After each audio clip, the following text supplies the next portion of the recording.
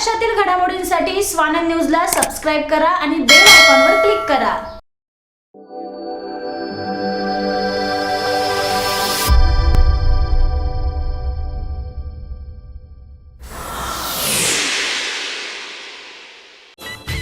जेकॾहिं तव्हांखे पंहिंजे ॿारनि सां मैचिंग प्रोफाइल तकरा खपनि त अॼु ई कॉन्टेक्ट कयो रिश्तो.com जी टीम सां। रिश्तो.com सिंधियुनि जो सिंधियुनि सां ऑनलाईन सिंधी मॅट्रिमोनी। एकीकडे सर्वसामान्य जनता वाढत्या इंधन दरवाढीमुळे मेटाकुटीस आली आहे, मात्र असे असताना भाजपा नगरसेवक सोशल मीडियावर इंधन दरवाढीच्या आणि महागाईच्या संदर्भात गुणगान गात मुक्तफळे उधळीत आहे। उल्हासनगरचे भाजपा नगरसेवक प्रदीप रामचंदानी यांनी सोशल मीडियावर इंधन दरवाढी संदर्भात एक पोस्ट केली आहे। त्यामध्ये पेट्रोल डिझेल हे 150 रुपये लिटर जरी झाले तरी मतदान हे भाजपलाच दिलं जाईल अशा प्रकारे म्हटलं आहे। तरी यापुढेही जाऊन क्योंकि शेर पाला है तो थोड़ा महंगा तो पड़ेगा, इसका अर्थ ऐसा नहीं कि शेर बेचकर गधा ले ले। प्रदीप रामचंदानी यांच्या सोशल मीडियावर पोस्टमुळे सर्वसामान्य जनतेच्या जखमेवर मीठ चोळण्याचा प्रकार केल्याची प्रतिक्रिया आता जनमानसांमध्ये उमटत आहे। इतकंच काय, राजकारण्यांची खिसे आणि पोट भरलेलं आहे, त्यामुळे सर्वसामान्य नागरिकांची व्यथा त्यांना काय समजणार अशा प्रतिक्रिया या पोस्टनंतर जनतेमधून येऊ लागल्या आहेत। मात्र यामध्ये पंतप्रधान नरेंद्र मोदी यांना रामचंदानी यांनी शेर म्हटलं आहे, मात्र गधाची उपमा त्यांनी कोणाला दिली या संदर्भात तुम्ही शरद पवारांनाच विचारा असं म्हटलं आहे।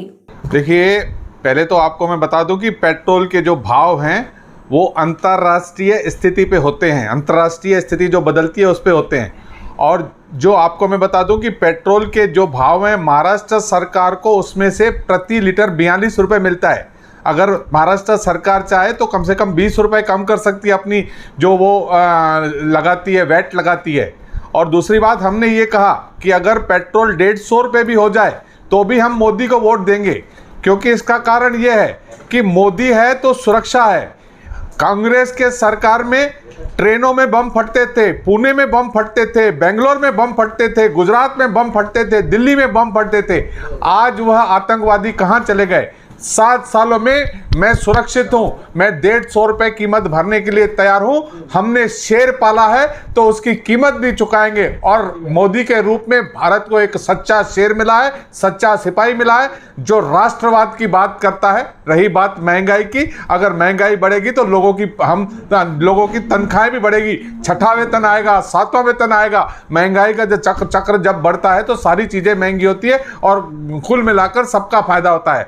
बाकी रही बात, आप कहो कि कांग्रेस वाले क्या कर रहे हैं, अभी कल की बात है, अभी हमारे शरद पवार, आदरणीय शरद पवार जी जो बहुत बड़े नेता हैं, उनको नाना पटोले जी छोटे नेता दिखते हैं। तो कांग्रेस की हालत पूरे देश में छोटे नेता की तरह हो गई है। तो आप समझ जाइए कि आज हमारे पास पर्याय क्या है। हमारे पास एक ही पर्याय है, मोदी को ताकत देना है। बाकी रही बात पेट्रोल महंगाई, अगर आप तुलना करेंगे, एक बार अगर तुलना करेंगे कि पेट्रोल जब कांग्रेस सरकार थी और 7 साल में कितना बढ़ा और उनके टाइम में कितना बढ़ेगा, तो कोई ज्यादा अंतर नहीं रहता है। सर, मैं बता देना चाहता हूँ कि कांग्रेस के काल में 44 रुपए प्रति बैरल था और वो टाइम पे 67 रुपीज रेट था। आज 68 रुपीज बैरल है, तो कम होना चाहिए ना। देखिए, मैंने आपको पहले भी बताया कि राज्यों की जो सेस है वो 32% है। आप अगर गोवा में जाएंगे तो वहाँ पेट्रोल का रेट कम है।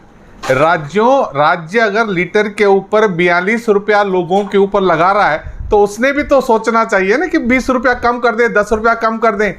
ये ऐसी है कि इनकी दोहरा मापदंड है अपना। वहाँ अगर रेट बढ़ता है तो इनका शेष, इनका जो वेट है वो 3 रुपया बढ़ जाता है, 1 रुपया कम नहीं करते हैं और मोर्चे निकालते हैं। और दुर्दैव इतना है कि वो जगताप साहब बैठे थे बैलगाड़ी पे, बैलगाड़ी भी नीचे आ गई।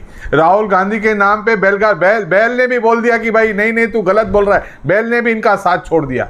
बड़ी हालत पतली है। इसके लिए आप इन बातों को छोड़ो, ये घड़ियाली आंसू हैं। किसी तरह का इनका मोर्चा सफल नहीं है। और थोड़े दिनों में अभी तो शरद पवार जी ने बोला है कि आप पाटोले जी छोटे आदमी, नाना पाटोले छोटे आदमी है। थोड़े दिन शिवसेना वाले भी बोलेंगे चलो कांग्रेस की हमको जरूरत नहीं है। बड़ी हालत खराब है कांग्रेस की हालत पतली है। यहां उल्लासनगर में देख लो ना, एक ही सीट है कांग्रेस की, खाली एक सीट।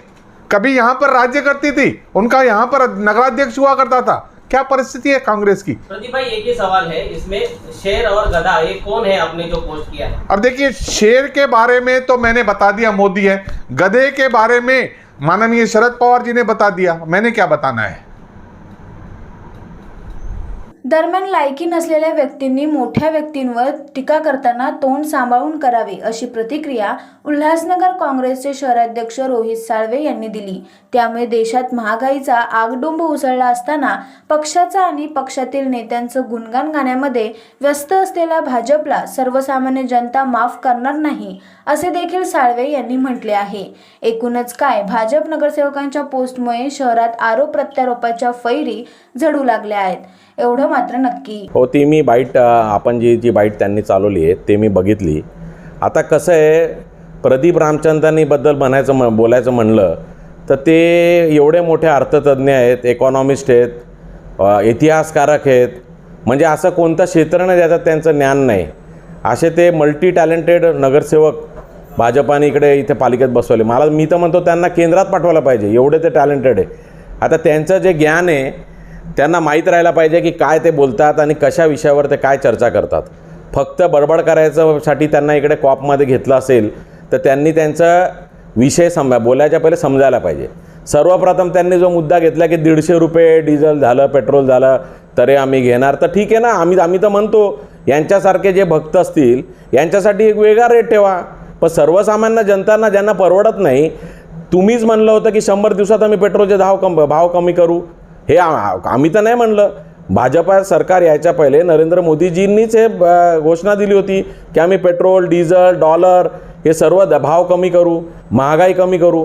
तर मग हे त्यांचंच वाक्य आहे, तर त्याच्यात ते मानत नाही आहे। आता यांना जर 150 रुपये पाहिजे, त्यांच्यासाठी वेगळी लाईन ठेवा, सर्वसामान्य जनतेसाठी वेगळी लाईन ठेवा।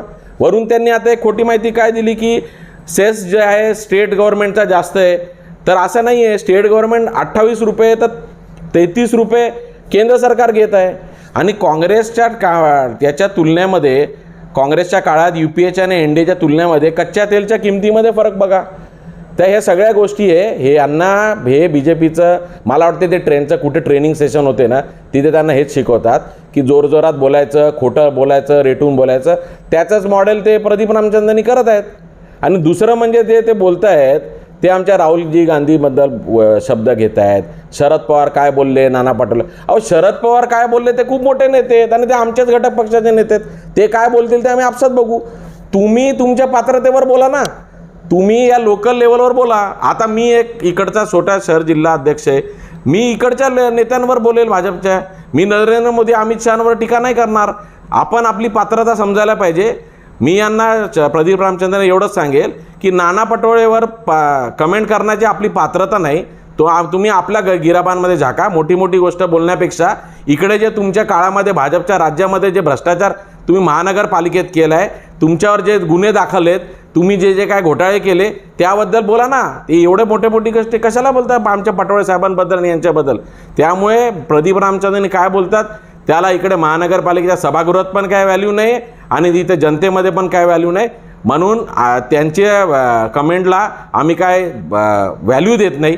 आणि राहिली गोष्ट की उल्हासनगरमध्ये काँग्रेसची हालत काय, तर हे राजकारणाचा पार्ट असतो। काँग्रेस प्रत्येक राजकीय पक्षाचा वर चढ उतार होत असतो। येणारा महानगरपालिका इलेक्शनमध्ये उल्हासनगर काँग्रेस काय करणार हे आम्ही त्यांना दाखवून देऊ आणि त्यांना मी तुमच्या माध्यमातून हे आता विनंती करतो आणि पुढच्या वेळेस ते विनंती नाही, ही वॉर्निंग असेल की आपण कृपया करून आपल्या लेवलवर आपली जेवढी पात्रता आहे तेवढंच बोलावं, त्याच्याहून जास्त मोठी झेप घ्यायचा प्रयत्न करू नका। शरद पवार आमच्या लीडरबद्दल बोलू शकतात, तुम्ही ते बोलू शकत नाही।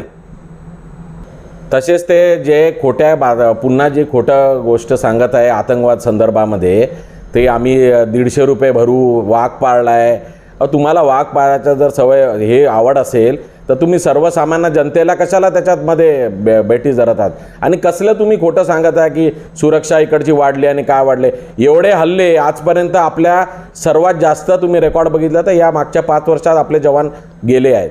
बालाकोट असेल, पठाणकोट असेल, किती सारे घटना जे डायरेक्ट आर्मीवर हमले झालेले आहेत। तर सुरक्षित राहायचं आहे, त्यांना वाघ पाळायचं आहे, त्यांना काय करायचं आहे, म्हणून मी म्हटलं त्यांच्यासाठी वेगळी लाईन ठेवावी आणि त्यांनी 150 रुपयांनी पेट्रोल डिझेल भरावं. सर्वसामान्य जनतेला जे पटेल तीच ती लोकं करणार. राहिला भाग वाघ पाळायचा आणि गधा कोण आहे, तर मी पहिलेच बोललो की हे सगळं बोलायची त्यांची लायकी, त्यांची पात्रता नाही आहे. त्यांनी त्यांच्या वाघाबद्दल बोलावं आणि दुसऱ्यांच्या नेत्यांबद्दल बोलायच्या पहिले इकडच्या स्वतःच्या गिरेबांमध्ये झाकून बघावं. आकाश साने, स्वानंद मीडिया, उल्हासनगर. महाराष्ट्रातील घडामोडींसाठी स्वानंद न्यूजला सबस्क्राईब करा आणि बेल आयकॉनवर क्लिक करा.